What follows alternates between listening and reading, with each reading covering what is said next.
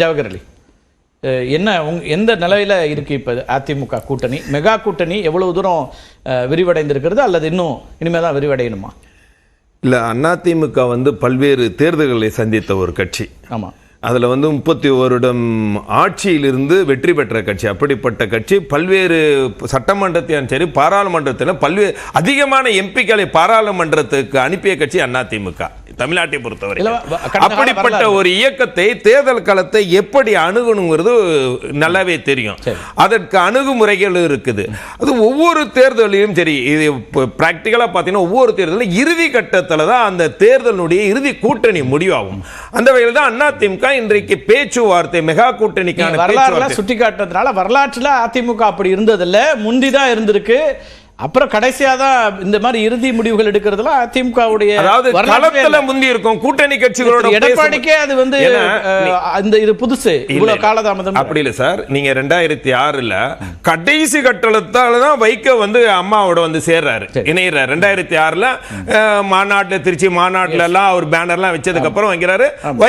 திருமாவளவனும் அப்படிதான் கடைசி கட்டத்துல சேர்ந்த வரலாறுகள்லாம் இருக்கு.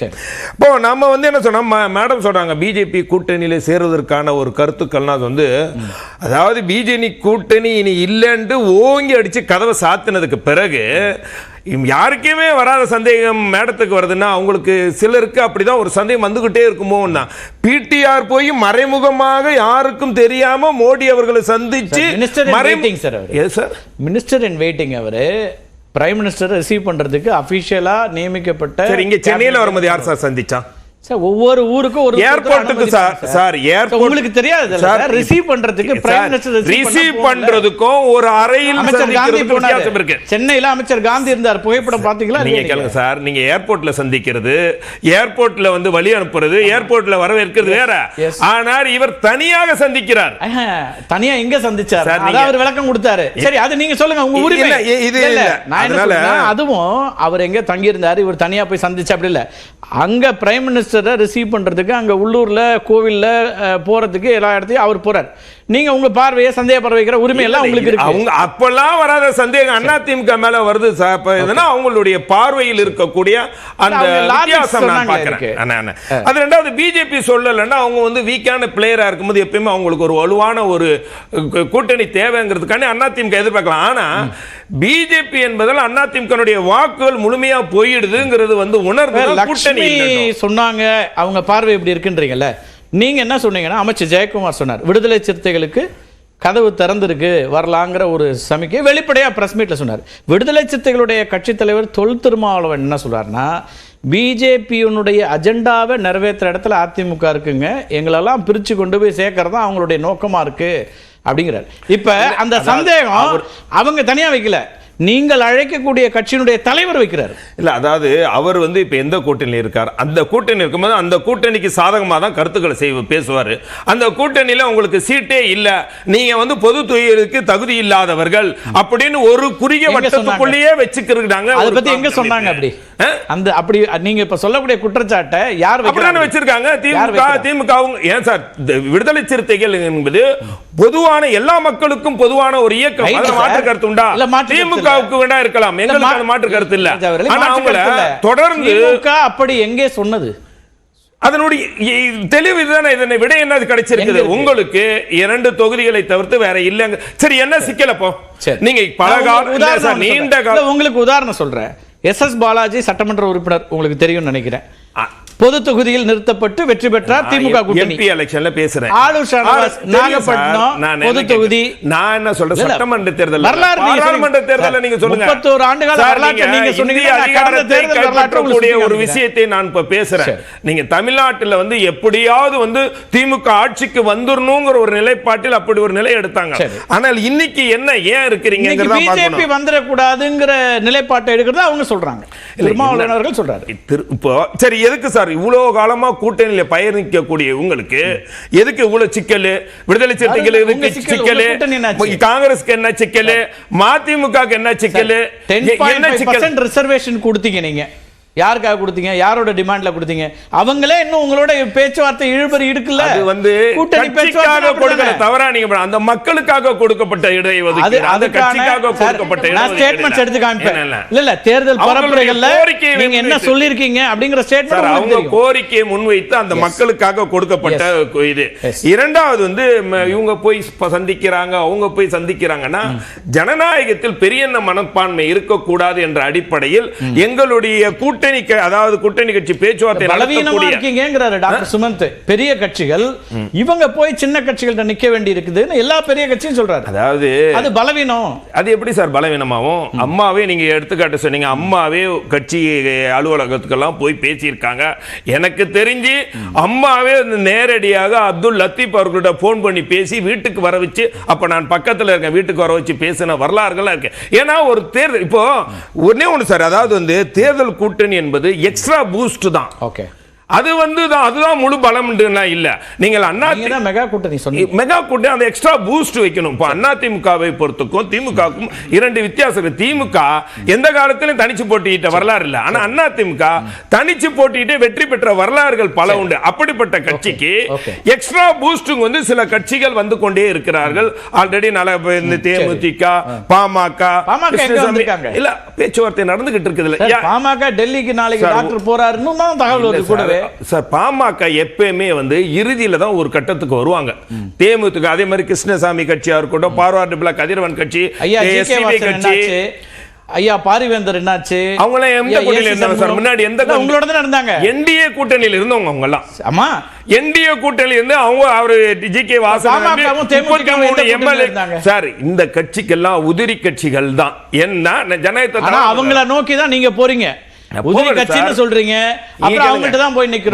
ஒரு கட்சி இயக்க தலைவருக்கு கொடுக்கக்கூடிய அங்கீகாரம் மரியாதை கொடுக்கணும். ஆனா இப்ப இவருக்கு வந்து 6 பேர் இருக்கக்கூடிய கட்சிகள்லாம் இன்னைக்கு வந்து தேர்தல் கூட்டணி பத்தி பேசுறதுக்கு 6 பேரை நியமிக்கக்கூடிய கட்சிகளும் இன்னைக்கு இருக்கிறாங்க. அதெல்லாம் இல்ல. ஆனால் கட்சி வலுவா இருக்கு. ஒரு சமூகம் சார்ந்து எப்படி இருக்காங்கிறது ஒண்ணு முக்கியம். ரெண்டாவது வந்து இந்த கூட்டணி கணக்கு எல்லாம் ஒரு வெற்றி கணக்கா தீர்மானிக்காது. இன்னும் 10 நாளைக்கு கூட்டணி பத்தி பேசுவீங்களா? அதற்கு பிறகு தேர்தல் கணக்கு எங்க தெரியுமா ஆரம்பிக்கும்? மக்கள் பிரச்சனை தான் தேர்தல் கணக்கு. அந்த கணக்கு தான் தேர்தல் வெற்றியை நிர்ணயிக்க போகுது. என்ன பிரச்சனைனா, நீங்க சொல்ற மாதிரி முதல்ல இந்த கணக்கை முடிச்சு யார் யார் எங்க இருக்கும்னு சொன்னாதான் அப்புறமா மக்கள் வந்து அந்த கணக்கை பார்ப்பாங்க, பேசுவோம். அது பேசலாம். முதல் கட்ட படையே வந்தாலும் எந்த வந்து பலம் வந்து அது வேற இல்ல சார். மக்களுடைய பலம் தான் முக்கியம். அந்த மக்களுடைய பலத்துக்கு யார் சரியான முறையில் கொண்டு போறாங்க அந்த தேர்தல் களத்தைங்கிறது. அப்படி பார்க்கும்போது எல்லாம் முடிச்சிடுறேன் தயவுசெய்து. திராவிட முன்னேற்ற கழகம் இந்த 3 வருஷம் ஆட்சி காலத்துல இவர்கள் சாதனைகளே இல்லாம பல வேதனை 3 வருஷத்துல 3 லட்சம் கோடி கடன் வாங்கினது தான் மிச்சமே தவிர எந்த சாதனை கணக்குல இருந்து பரப்புரை கணக்கு போயிருக்கோம். அடுத்ததா இப்ப கூட்டணியை முடிச்சிருவோம், பேசலாம். நியாயமா அவர்கிட்ட ஸ்ரீராம் போயிருக்கணும். ஆனாலும் மதிவான நம்ம திமுக தொட்டதுனால என்ன சிக்கலுங்க? ரொம்ப நீள ஒரு இன்டாக்டா ரொம்ப நெருக்கமா இருக்கக்கூடிய கூட்டணி இன்னும் முடிவாகாம இருக்கு. டாக்டர் சுமன் சொல்றாரு தனியா போறதுக்கு எந்த கட்சியும் இங்க தயாரா இல்லை அப்படிங்கிற ஒரு கருத்து வைக்கிறாரு. இல்லை, அது அவருடைய கருத்தாக இருக்கும். என்னை பொறுத்த வரைக்கும் நான் என்ன சொல்கிறேன்னா, முதல்ல இன்னும் தேர்தல் தேதி சொல்லலை, கால நேரங்கள் இருக்குது. முதல்ல அதை நம்ம மனசில் வச்சுக்கணும். ரெண்டாவது வந்து என்னென்னா, இந்த கூட்டணி தான் 2019 வெற்றி பெற்றது, இந்த கூட்டணி தான் 2021 வெற்றி பெற்றது, இந்த கூட்டணி தான் ஊரக உள்ளாட்சி தேர்தலில் வெற்றி பெற்றது, இந்த கூட்டணி தான் ஈரோடு சட்டமன்ற இடைத்தேர்தலில் வெற்றி பெற்றது. அது முனைவர் திருமாவளவன் அவர்களுக்கும் வைகோ அவர்களுக்கும் காங்கிரசுடைய தலைவர்களுக்கும் தெரியும் தானே? நிச்சயமா தெரியும். ஆனா அதுக்குதான் அண்ணன் திரும்ப நேத்தே பதில் சொல்லிட்டாரு. அதிமுக இலவு காத்தகிளி மாதிரி காத்திருக்க வேண்டிய அவசியம் இல்லைன்னு தெளிவா பதில் சொல்லிட்டாரு. வேற எதுக்கு அவர் காத்திருக்காரு? இல்ல, அதாவது டைம் தான் ஒண்ணு. நான் ஒரு அவசியமா இருக்கு, இன்னைக்குள்ள முடிக்கணும், அடுத்த 8 9 டைமா இல்ல, டைம் தான், இடங்களின் எண்ணிக்கையா சின்னமா? நீங்களே நிகழ்ச்சி 9 மணிக்கு முடிக்கணும்ன்றதுக்காக நீங்க ஒரு மாதிரி நிகழ்ச்சி நடத்தலாம். டைம் இருந்ததுன்னா இன்னொரு விவரமா நடத்தலாம். ஆனா அது ஒன்றும் பெரிய விஷயமா எங்களுக்கு தெரியல. இதுக்கு எல்லா தலைவர்களுமே 7:50க்கு கட்டாயம் ஆரம்பிச்சாகணும். ஆமா, ஆரம்பிக்கிறது நாங்க தான் ஆரம்பிச்சிட்டோம். ஆல்ரெடி வந்து தொகுதிகளை கொடுத்துட்டோம். எங்க கூட்டணியில 4 கட்சி தொகுதி முடிச்சிட்டோம் நாங்க. சரிங்களா? ஏன்னா அனைத்து கட்சியும் கூப்பிட்டு பேசியாச்சு. அதனாலதான் இந்த கேள்வி எங்க வருதுன்னா, அவங்களோட முடிச்சு எவ்வளவு நாள் ஆச்சு? அதுக்கப்புறம் நாளை மறுநாள் இது நடக்குது, அதுக்கு அடுத்த நாள் இது நடக்குது. தலைவர் பிறந்த நாள் நீங்க சொன்ன, ஆமா அது நீங்க சொன்ன தலைவர் பிறந்த நாள் வந்தது. திருமாவளவன் வெளிப்படையா சொல்றாரு, குழுவோடு இனிமே நான் பேசலங்க, எனக்கு அழைப்பு வரல, வந்தா போவேங்கிறாரு. அதுக்கு பிறகு முதலமைச்சரை பார்க்கணுங்கிறாரு. அப்ப அந்த இடத்துல என்ன சிக்கல் இருக்கு? அதே அண்ணன் தான் சொன்னாரு, நீங்க காத்திருக்க காத்திருக்க வேண்டாம், நாங்களே பேசிக்கிறோம்னு சொல்லிட்டாரு. நீங்க வந்து வெயிட் பண்ண வேண்டாம். அந்த நான் தெளிவா சொல்றேன் சார், இந்த கூட்டணின்றது மதசார்பற்ற கூட்டணி, கொள்கை கூட்டணி. எங்களுக்கு தெளிவான ஒரு அஜெண்டா இருக்கு. இந்த நாட்டை மோடி ஆளக்கூடாதுன்ற அஜெண்டா எங்களுக்கு இருக்கு. அதனால நாங்க யாருமே வந்து, நீங்களும் அதுக்கே முதல் சுற்றுலயே பதில் சொல்லிட்டீங்க, எங்களை பிரிச்சு கூட்டு போறதுக்கு இவர் முயற்சி பண்றாருன்றதையும் சொல்லியாச்சு. ஏன்னா யாருமே சார் அவர்கள் சொன்னதை கோட் பண்றேன். ஆனா என்னன்னா இன்னைக்கும் இந்த ஸ்பேஸ் எங்க வருது அப்படின்னு ஒன்று இருக்குல்ல. நீங்க வந்து அப்ப ஏற்கனவே 2019 இருந்திருக்கீங்க சார். புதுசா யாரும் வந்துடல. புதுசா இருக்கிறவங்க கூட்டணி அமைக்கிறாங்கன்னா புதுசா வராங்க இல்ல வர்றதாவே வச்சுக்கோங்க. இப்ப மற்ற கூட்டணிகளுக்கு இப்ப அதிமுக ஒரு கூட்டணி உருவாக்குது, பிஜேபி ஒரு கூட்டணி உருவாக்குதுன்னா அவங்களுக்கு ஒரு ஃபார்முலா புதுசா தேவைப்படும். உங்கள்கிட்ட ஆல்ரெடி நீங்க தான் சொல்றீங்களா எங்கள்கிட்ட வெற்றி ஃபார்முலா, வெற்றி கூட்டணினா அந்த ஃபார்முலா படி போடுறதுல உங்களுக்கு என்ன சிக்கல் இருக்கு? இல்லைன்னா நீங்க விவாதமே நடத்த மாட்டீங்களா? டைம் இருக்குல்ல. அவர் சார் சொன்ன மாதிரி தான் இன்னொரு 10 நாளைக்கு எப்படி நீங்க கூட்டணி பத்தி பேசுவீங்க, பேசிக்கிட்டே இருங்க, ஒன்றும் பிரச்சனை கிடையாது. நாங்க தெளிவான முடிவுல இருக்கோம். மக்கள் பார்த்துட்டே இருக்காங்க சார். மக்கள் என்ன கவனிக்கிறாங்க நல்லா புரிஞ்சுங்களா? இப்போ முடிக்க வேண்டிய முதல்ல காட்டா இல்ல, அது அவசியம் இல்ல. முதல் விஷயம் அவசியம் இல்ல. ரெண்டாவது வந்து எங்களுக்கு இலக்கும் இருக்கு. யார் வரக்கூடாதுன்ற இலக்கும் எங்களுக்கு இருக்கு. எல்லாருக்கும், திமுக மட்டும் இல்ல, திமுக கூட்டணி எல்லாருக்குமே அந்த இலக்கு இருக்கு. சோ அப்ப நாங்க அதுல இருந்து யாரும் டிவியேட் ஆக போறது கிடையாது. எங்களுக்கு எந்த விஷயமும் கிடையாது. ரெண்டாவது சார் சொன்னார் இந்த 3 வருஷ சாதனைகளை பத்தி அவர் பேசினார். அதனால நான் சொல்ல வேண்டிய கட்டாயத்தில் பேசல. ரெண்டாவது சுற்றிலே பேசலாம். நீங்க சுருக்கமா வேணா சொல்லுங்க, ஏன்னா அது பரப்புரை போகும். அந்த பிரச்சாரத்தை நம்ம பேசலாம். இல்ல பரப்புரைனா சார் நீங்க அவர்கிட்ட சொல்லிட்டே வாங்க. சொல்லுங்க. அதாவது நான் முதல்வன் திட்டத்திலிருந்து, இல்லம் தேடி கல்வியிலிருந்து, மக்களை தேடி மருத்துவத்திலிருந்து, இன்னுயிர் காப்பம் திட்டத்திலிருந்து, காலை சிற்றுண்டி திட்டத்திலிருந்து, புதுமை பெண் திட்டத்திலிருந்து, தமிழ் புதல்வன் திட்டத்திலிருந்து, இப்படி எங்களுக்கு இந்த 35 மாசத்துல சாதனைகள் இருக்கு. அதனால நாங்க நேரடியா மக்கள் கிட்ட இவ்வளவு இருக்கே தனியா நின்னு ஒரு டெஸ்ட் பண்ணலாமேன்றார் சுமந்த். அதனால கூட இந்த நண்பர்கள்லாம் கட்டி விடலாம்னு சொல்லலாமா? தப்பு இல்லை அது. அதனால என்னதான் இருந்தாலும் பகிர்ந்து உண்டு வாழ்றது தான் நம்மளுடைய தமிழுடைய பாரம்பரியம். அதுல நாங்க தெளிவா இருக்கிறோம். 40 சீட்டு இருக்குதுன்றதுக்காக 40 நாங்க நிக்கிறது இல்ல. நண்பர்களும் நல்லா இருக்கணும், எல்லாரும் நல்லா இருக்கணும் எங்களுடைய நோக்கம். ரைட், பேசலாம். அமைச்சர்களுக்கு கொடுக்கலாமே, நண்பர்களோட இருந்துதானே வாழணும். அதாவது சுமன் சார் ஒரு நிமிஷம், நீங்க பேசும்போது நான் குறுக்கிடல. ரெண்டாவது சுற்று இருக்கு, முடிச்சதுக்கு அப்புறம் இல்ல சார். அதாவது நீங்க முதல் சுற்று பேசுனீங்கல்ல, எல்லாமே அபத்தமா பேசுனீங்க. அங்க ஏன் பேசுறாங்க, இங்க ஏன் பேசுறாங்க, இவங்க ஏன் என்ன சொன்னாங்க, இவங்க ஏன் ரூம் தேடி போறாங்க, இதெல்லாம் வந்து பொதுவெளியில வந்து அரசியல்ல வெற்றி தான் சார் இலக்கு.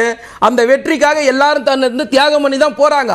நீங்க வந்து பேசுற மாதிரி இங்க யாரும் பேச முடியாது. இது வந்து தனி பணிந்த 4 ரூமுக்குள்ள எப்படி வேணா பேசிக்கலாம்.